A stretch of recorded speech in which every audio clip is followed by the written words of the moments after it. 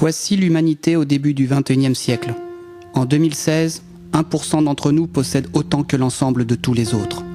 62 individus richissimes possèdent autant que la moitié de la population mondiale la moins riche. Oui, 62 autant que 3,5 milliards de femmes et d'hommes. Notre monde roule comme un train fou vers toujours plus d'inégalités. Chaque jour, comme l'a montré Thomas Piketty, on distribue comme dividendes d'actionnaires et versements d'intérêts de créanciers davantage que la richesse créée. Piketty, comme Joseph Stiglitz, prix Nobel d'économie, lance l'alarme sur la concentration des richesses. En 2012, aux États-Unis, le 1% les plus riches s'est approprié 120% de la richesse créée cette année-là. Les 20% qui manquaient ont été volés aux 99 comme vous et moi, qui avaient gagné ces sommes auparavant. Les ménages s'endettent. Les bonnes nouvelles, vous le savez bien, ce n'est plus les salaires sont en hausse, c'est le crédit repart.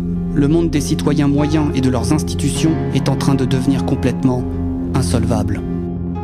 Quand les salaires ne baissent pas, ils sont rendus précaires. 80% des emplois offerts en France le sont sous forme de CDD. Les règles comptables et les stock options ont imposé le court-termisme, comme la nouvelle règle. Les lois qui interdisaient en France la spéculation ont été abrogées en 1885. La spéculation, c'était le progrès, c'était moderne. Qui peut croire vraiment au projet de réforme des candidats au présidentiel? Aucun ne sort du cadre. Rien que du business as usual. Un ministre de l'économie a gagné 2 millions en commission par sa banque. Il dit aux Français, de quoi vous plaignez-vous? Faites comme moi. Faut-il en rire ou en pleurer? C'est le même qui réinvente le transport lent et hyper polluant. Jérôme Kerviel a perdu 4,9 milliards pour la banque qui l'employait, et il n'a rien vu venir.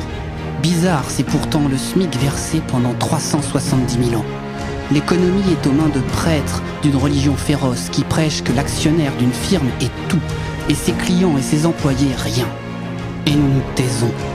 L'Europe, un ensemble de nations se torpillant les unes les autres en organisant l'évasion fiscale des entreprises et des citoyens de leurs voisines. Que faire? Où diriger nos efforts? Une redistribution des richesses équitable relancera l'économie par le retour de la demande et rétablira l'harmonie entre nous en faisant reculer le ressentiment.